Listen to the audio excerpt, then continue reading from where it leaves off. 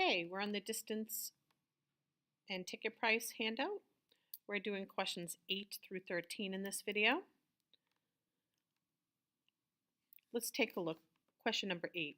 Use those estimates, and the estimates they're talking about are the estimates we found in question 6 and question 7 to draw the line on the scatter plot. Just in case you don't remember, in question 6, we got an estimate. I'm just rounding off here. In question 6, we got an estimate of if we flew 200 miles, the cost for our flight would be approximately $193 using our regression equation. In question 7, we found that if we drove 2,000 miles, the cost of our flight would be roughly $334. So let's put those 2 points on our graph because we know if we have 2 points, we have a line between them. So 200, 193. So here's 200, here's 200 in the y, so it's just beneath that, somewhere close right here. 2,000, 334. So this is 2, 4, 6, 8, 10, 1,200, 14, 16, 18. So this is 2,000 and up to about 334. That's just below 350. So I'd say right about here. And then we're just going to use those 2 points to draw the line between them.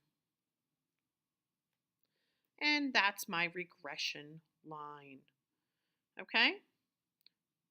Excellent. So let's take a look at question number 9.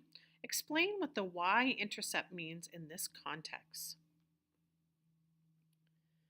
It means that the model predicts a base airfare of about $177.24. That might represent, employee cost, fuel cost. These are costs that are not attributed to travel. So the y-intercept, remember the y-intercept is when x is equal to 0. So if I extended this line here and I cross the y-intercept, it's right about 170 actually. Let's see if I can, I'm sorry, I didn't draw it long enough. Okay, so it's right about 177. Okay, and what does that mean? It means that there are other costs that contribute to the cost of a flight in addition to distance traveled. Okay, so explain what the slope means in this context. Well, our slope was 0.079. Well, that means for every additional mile you fly, your increase in cost is about 7.9 cents. Well, a mile is not very far in a plane, so let's talk about some common sense definition of slope. How about if you traveled 100 miles?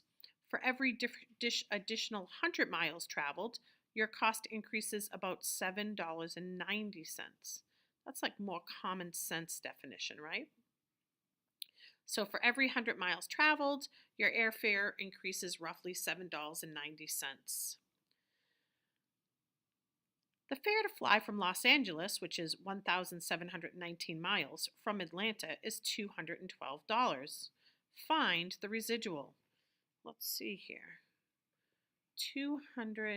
1,700 miles. So this is 1,700.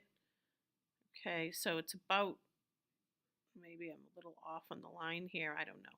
But it's about $212. Find the residual. Residual is observed minus expected. Okay, residual is observed minus expected. And I know residual begins with the letter R, but R is our correlation coefficient. The variable for residual is E for error. Okay, the residual is the error, the observed minus the expected. Okay, so the observed value is 212 as given in the prompt. The expected value, which we got when we plugged in to our linear regression equation, was $312.33. And that means the residual was negative $133. What does that mean? Okay, so in number 11, we found that our residual was negative $100.33. This means that we had expected to pay $312.33, but we actually paid $212.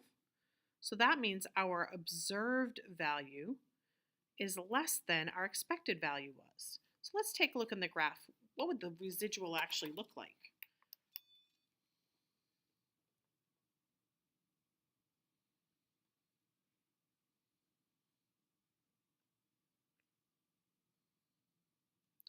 Well, we were talking about a distance of 1,719 miles. That's right about here. And our observed value, as you can see, if you followed this over to the graph here, it's somewhere around 212. But if we followed this vertically up to the line,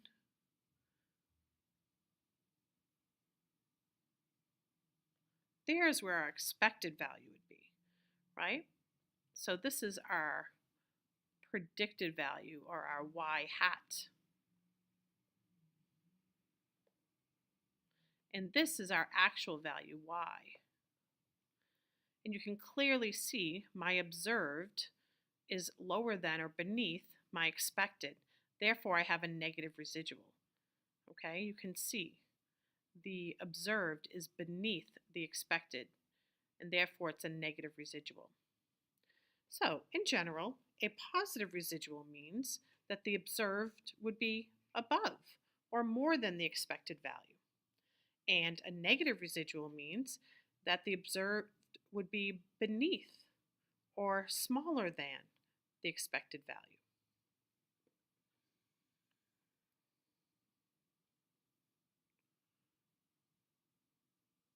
Okay, in general, a positive residual in context means the fare was higher than the model's prediction.